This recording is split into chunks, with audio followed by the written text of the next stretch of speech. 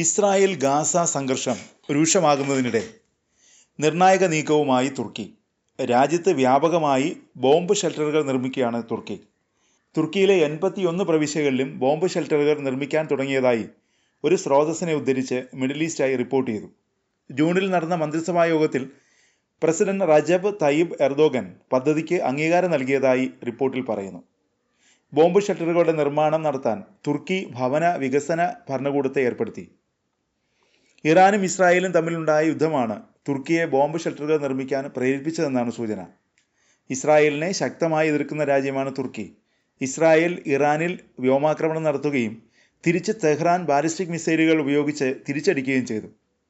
ഇറാനുമായുള്ള ഇസ്രായേലിൻ്റെ 12 ദിവസത്തെ യുദ്ധത്തെക്കുറിച്ച് തുർക്കി national intelligence academy കഴിഞ്ഞ മാസം ഒരു റിപ്പോർട്ട് തയ്യാറാക്കിയിരുന്നു. സർക്കാർ നേരത്തെയുള്ള മുന്നറിയിപ്പ് സംവിധാനങ്ങൾ സ്ഥാപിക്കുകയും സുസജ്ജമായ ഷെൽട്ടറുകൾ നിർമ്മിക്കുകയും ചെയ്യണമെന്ന് റിപ്പോർട്ട് ശുപാർശ ചെയ്തു. പ്രധാന നഗരങ്ങളിൽ ഭൂഗർഭ മെട്രോ സ്റ്റേഷനുകൾ ഉപയോഗിക്കാനും പ്രാദേശിക സംഘർഷങ്ങൾ ഉണ്ടായാൽ സാധാരണക്കാരുടെ നാശനഷ്ടങ്ങൾ കുറയ്ക്കുന്നതിനുള്ള നടപടികൾ നടപ്പിലാക്കാനും റിപ്പോർട്ട് നിർദ്ദേശിച്ചു. പ്രധാന നഗരങ്ങളിലെ ഇസ്രായേലിൻ്റെ വിപുലമായ ബോംബ് ഷെൽട്ടറുകളുടെ ശൃംഖലയെക്കുറിച്ചും റിപ്പോർട്ടിൽ പറയുന്നുണ്ട്. ഇത് ബോംബാക്രമണങ്ങളിൽ സാധാരണക്കാർക്ക് അഭയം നൽകാൻ സഹായിച്ചുവെന്നും റിപ്പോർട്ടിൽ പറയുന്നു.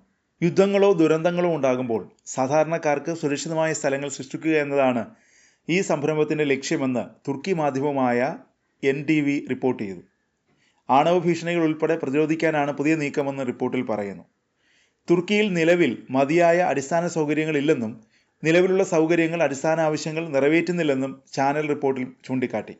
ജപ്പാൻ, സ്വിറ്റ്സർലൻഡ് തുടങ്ങിയ അന്താരാഷ്ട്ര മാതൃകകളും നഗരവൽക്കരണ മന്ത്രാലയം പഠിച്ചിട്ടുണ്ടെന്ന് NTV റിപ്പോർട്ടിൽ പറയുന്നു. തലസ്ഥാനമായ അങ്കാറ ഉൾപ്പെടെ ചില നഗരങ്ങളിൽ നിർമ്മാണം ഇതിനകം ആരംഭിച്ചിട്ടുണ്ടെന്നും റിപ്പോർട്ടിൽ പറയുന്നുണ്ട്. 1987 നടപ്പിലാക്കിയ തുർക്കിയുടെ ഷെൽട്ടർ റെഗുലേഷൻ ഒരു നിശ്ചിത വലിപ്പത്തിന് മുകളിലുള്ള കെട്ടിടങ്ങളിൽ ബോംബ് ഷെൽട്ടറുകൾ വേണമെന്ന് ആവശ്യപ്പെടുന്നു. എന്നാൽ ഈ നിർദ്ദേശം പലപ്പോഴും പാലിക്കാറില്ല. പകരം പല ഷെൽട്ടർ ഏരിയകളും പാർക്കിംഗ് സ്ഥലങ്ങളായോ സംഭരണശാലകളായോ ഉപയോഗിക്കുകയാണെന്നും റിപ്പോർട്ടിൽ പറയുന്നു. കഴിഞ്ഞ ദിവസം ഓർഗനൈസേഷൻ ഓഫ് ഇസ്ലാമിക് കോർപ്പറേഷൻ്റെ യോഗം ജിദ്ദയിൽ ചേർന്നിരുന്നു. 57 മുസ്ലിം രാഷ്ട്രങ്ങളിൽ നിന്നുള്ള വിദേശകാര്യമന്ത്രിമാർ യോഗത്തിൽ പങ്കെടുത്തു. യോഗത്തിൽ ഇസ്രായേലിനെതിരെ ശക്തമായ പ്രതിഷേധവും ഉയർന്നു. ഗാസയെ നിയന്ത്രണത്തിന് കീഴിൽ കൊണ്ടുവരാനുള്ള ഇസ്രായേലിൻ്റെ പദ്ധതി നിയമവിരുദ്ധമാണെന്ന് യോഗം സംയുക്ത പ്രമേയം പാസാക്കി. ഗാസയിൽ യുദ്ധക്കുറ്റം തുടരുന്നതിനിടയിലും UN അംഗമായി തുടരാനുള്ള ഇസ്രായേലിൻ്റെ അവകാശത്തെ രാഷ്ട്രങ്ങൾ ചോദ്യം ചെയ്തു. പലസ്തീനികളെ ബലപ്രയോഗത്തിലൂടെ ഒഴിപ്പിക്കാനുള്ള തീരുമാനവുമായി ഇസ്രായേൽ മുന്നോട്ടു പോകരുതെന്നും മുന്നറിയിപ്പ് നൽകി.